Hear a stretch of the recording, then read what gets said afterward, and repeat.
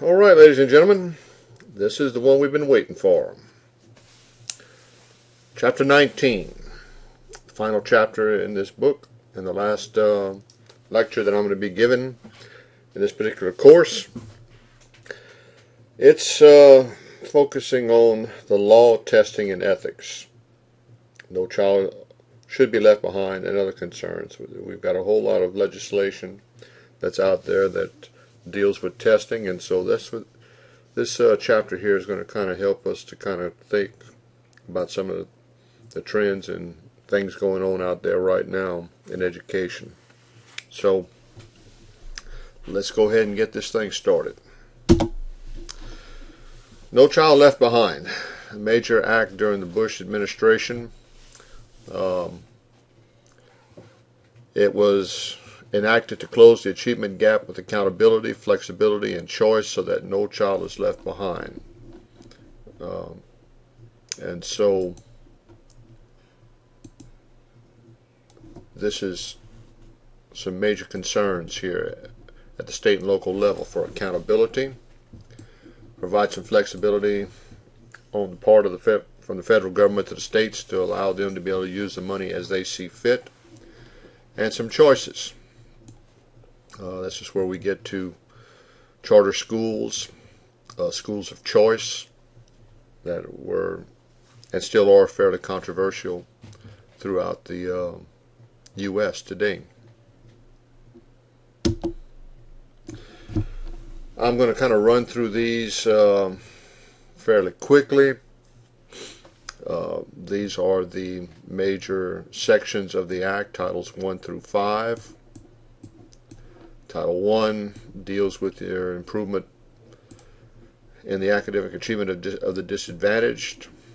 Those of you that have taken the special needs course with me know that there are some major concerns out there, major legislation dealing with special populations, and the disadvantaged being one of them. Title 1 of No Child Left Behind provides a significant amount of funding for that.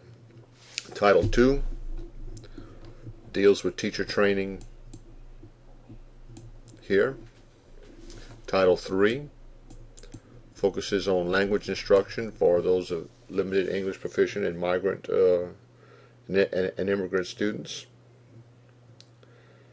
And certainly we have a whole lot of those individuals out there right now for children. Title 4 focuses on 21st century schools, and that covers everything from guns at school to parental consent. And then finally, Title 5 promotes parental choice and innovative programs. Like I said about the charter schools and schools of choice there. So some major legislation, very controversial legislation. There's been some talk recently of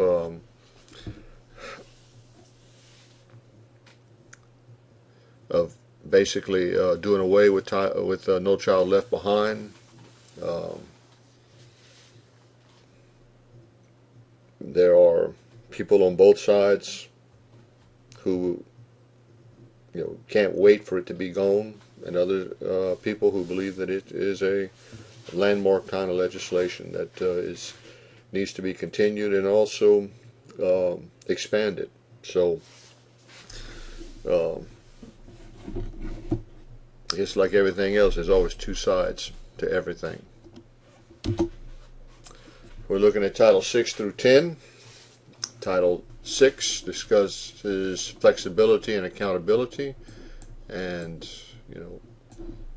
dealing with how to be able to spend your money that the federal government gives you in a more efficient and effective way.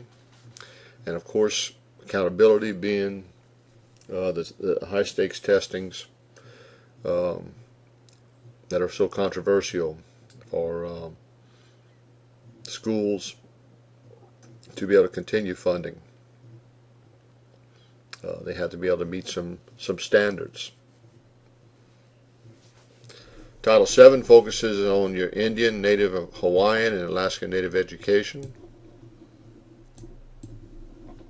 And certainly we have a whole lot of programs out there for Native Americans. And to address their needs specifically. Title 8, aid programs. Title 9, that ought to be IX, general provisions, and that's kind of just like the, how the money's going to be, divvied out to the states based on population, census data, things like that. And finally, Title 10 deals with amendments to other statutes.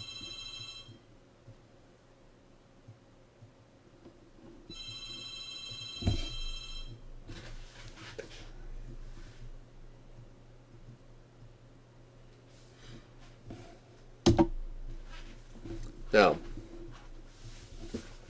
what about No Child Left Behind in testing? Your math and reading assessments will started in 2005-2006 academic year for grades 3 through 8. And students in grade 10 to 12 of those years would have been tested as well as part of an earlier law. By 2007-2008, the assessment of science is going to start for grades 3 to 5, 6 to 9, 10 to 12. Now, all your students are participating in this, and even those who are disabled or have limited English proficiency. And your test scores had to be reported and broken down by race and income to measure progress and gaps among certain groups. And the schools will be judged to be successful based on the result of those testings. Now, the final goal, 100% of students are to be at academic proficiency by the end of the 2013-2014 school year. Well, guess what? I don't think that's going to happen. Maybe these legislators in Washington are a little bit more optimistic than those of us who deal with this on a regular basis, but obviously not 100% of the students are going to meet those goals. But yet, of course, this kind of legislation looks good to the folks back home. And certainly for every congressperson's constituents, they can certainly brag that that legislation was designed to get some results from an educational standpoint. But realistically, is it going to work? And I think a lot of people right now that have been critics of No Child Left Behind are certainly letting everybody know that that wasn't the case, that it's really not doing what it was designed to do. And that's why some people will want to get rid of it altogether, and also perhaps give the power back to the states for educational levels, or educational philosophies and their goals, rather than have it from a federal point of view. So we'll have to wait and see. But also, while I'm thinking about it, if you see this acronym here,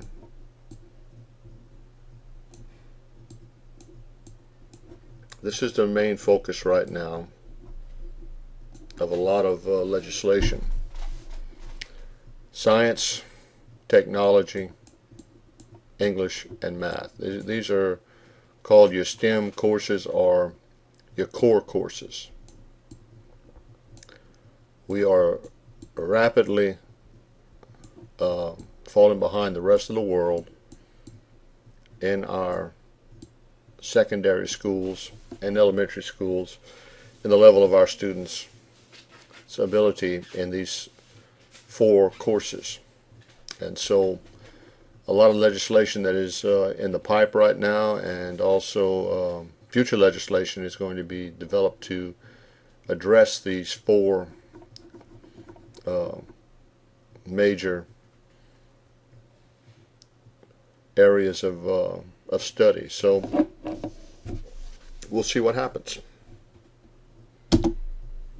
Now, states have got to show that it's adopted academic standards that will be used by the state, local, and educational agencies to gauge student achievement.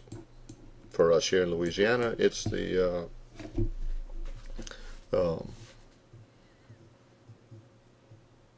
it's our I'm drawing a blank right now, our LEAP tests. And so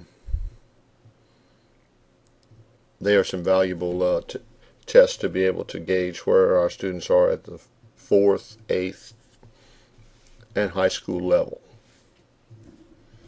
And certainly you want to apply the same educational standards to all schools and children in the state.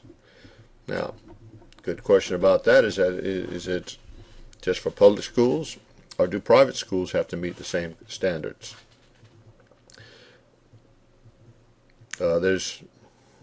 Private schools are not required to give the LEAP test. So how, I guess the question could be, how can we say that there's the same standard that's applied to all schools? So this certainly here in Louisiana hasn't been addressed. And these academic standards must be set for all subjects identified by the state, but have to include math, reading, language, arts, and science later on. So they're going to be tested in all the STEM courses on a regular basis. Now, talked about some objections to No Child Left Behind. The one-size-fits-all notion of testing is not reasonable. You put together one test for everybody. Everybody takes it. Is it reliable? Is it valid? Who's to say?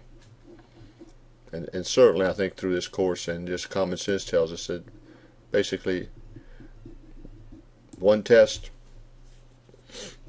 is going to be good for everybody. And again, like I said before, only public schools are held to these standards, not the private schools. Now, one of these things about No Child Left Behind that sometimes Congress likes to do, they came up with a law that said you're going to have to do this, this, this. You got 10 standards you got to meet within the law. But guess what? They didn't provide any money for it. They said, you find the money. And so most states, ours included, are cash strapped to begin with. And so you can imagine the problems with a bunch of state legislatures all over the United States trying to find money in some very tight budgets or deficit budgets, trying to find the money to be able to pay for and support No Child Left Behind. Major, major issue from the governor's point of view and the local state government's point of view. Caused a whole lot of animosity between those two groups and Congress, federal side of things. And so federal side has not done anything with any of the amendments to No Child Left Behind to provide any kind of funding. So I'm sure that's still a sore point.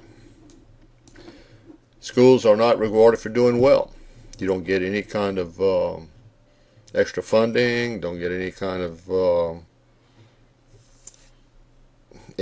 of incentive for you to do well. And then finally, how do you define highly qualified teachers? Just because you got a degree in whatever, does that make you a good teacher?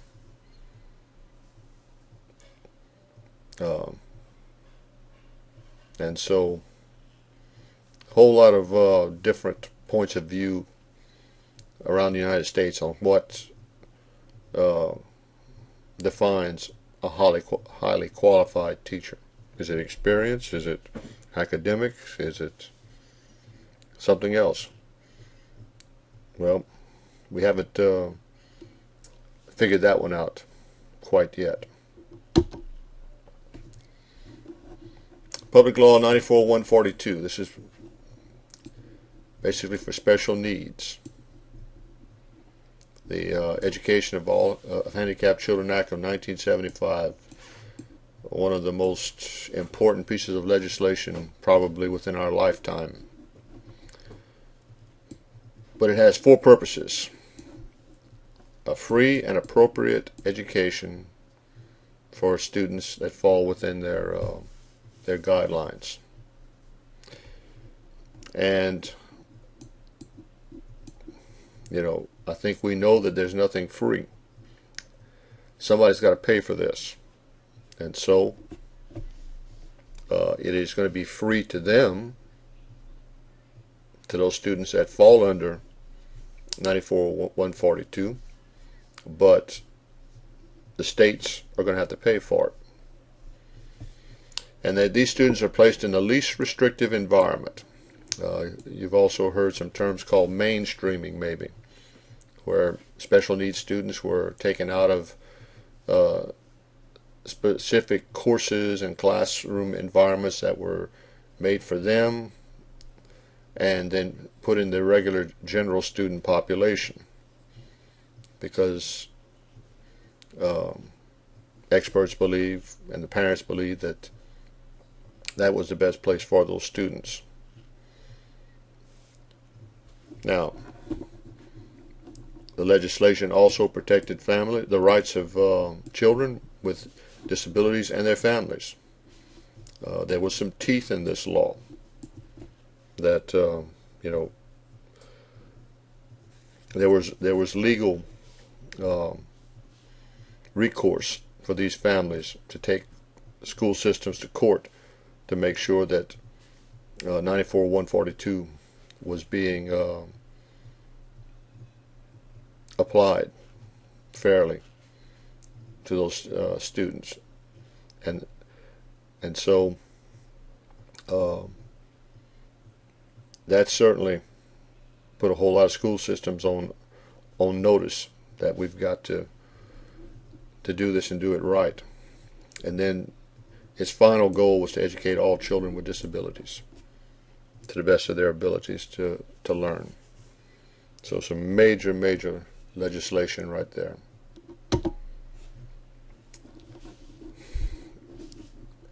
Another piece of legislation was the Individuals with Disabilities Act of 1997. Got 6 basic principles of that legislation: a free and appropriate public education, just like 94-142. Assessments were used to help place the child in the appropriate educational setting. And then an individualized education plan, or IEP, was developed on the part of educational professionals and the parents to give the students an organized, specific goal to achieve in a certain period of time. Like 94-142, they were placed in the least restrictive environment. And like I just said, parents and students play a role in decision making. In my experience teaching at the secondary level, there have been some situations that I had observed and been a part of where that role worked. uh, where parents played an active and crucial role in the decision-making process that you know yielded a final outcome and a very positive outcome for special needs students. But then I've also seen the other side of that, where parents would make some very unreasonable demands, and students got placed in situations where that was the last thing that student needed. But because the parent insisted on it and threatened legal action, the student was placed in probably the worst kind of educational environment they could have thought about being in. And so it's not a perfect piece of legislation. Mistakes are made, but also some good things take place too. So it's still a work in progress. And then for certainly, parents were given the right for mediation, arbitration, and notification as part of their due process for any kind of decisions that they disagreed with.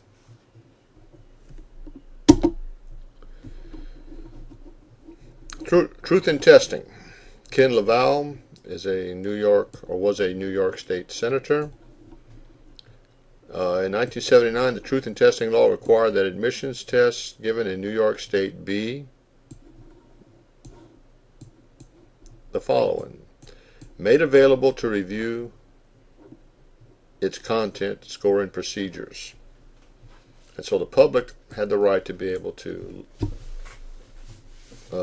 take a look at the content of that test, and also the scoring procedures of that were used to grade it. Your test items would be released to the public, so that the public could see the test. I don't know if this one was a very good idea. I mean, if you know what to expect on the test, is it really a test? And then you had due process for accusations of cheating. Those who would be accused of cheating had an opportunity to prove that they didn't do that. So the burden of proof fell on the accusers, whoever is accusing them of cheating, to provide the evidence. And we have FERPA, the Family Educational Rights and Privacy Act of 1974. It's also known for one of its co-sponsors, Buckley, Senator Buckley. I don't remember where he was from, but basically this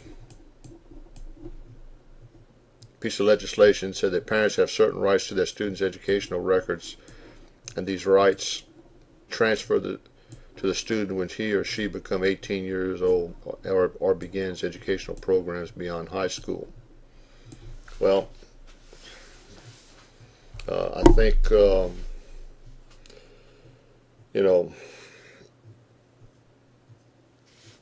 this legislation is still in effect today.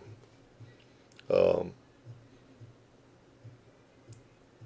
know at our school we cannot give out student grades to parents. If that's the case, then a student has to go out and fill out a waiver that they waived their right under the FERPA Act. And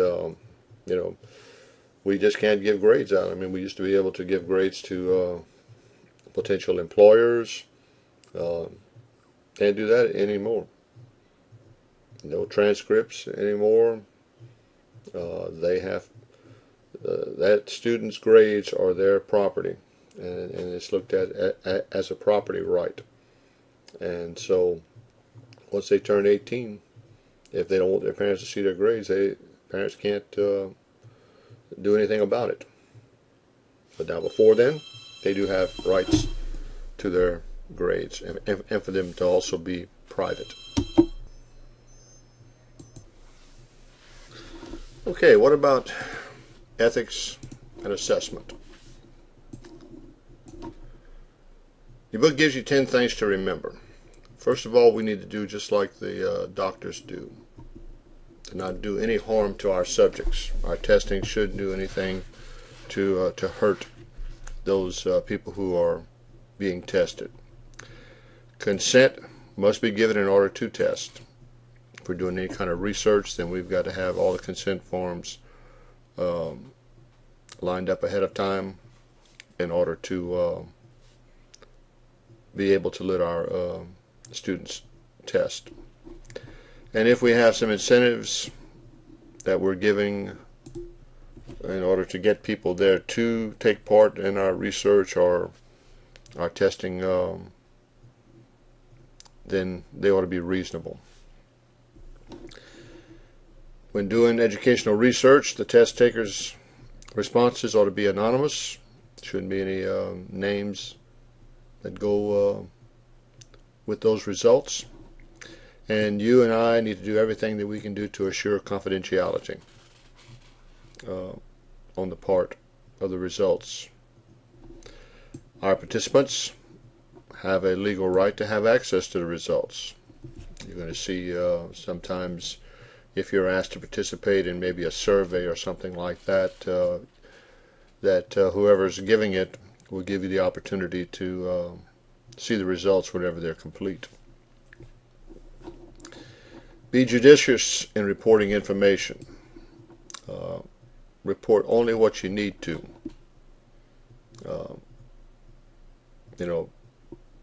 We can or may wish to try to draw all kinds of conclusions from our testing, but the thing is, stay within the goals and purpose of your testing. Report only those results that are appropriate to be reported. And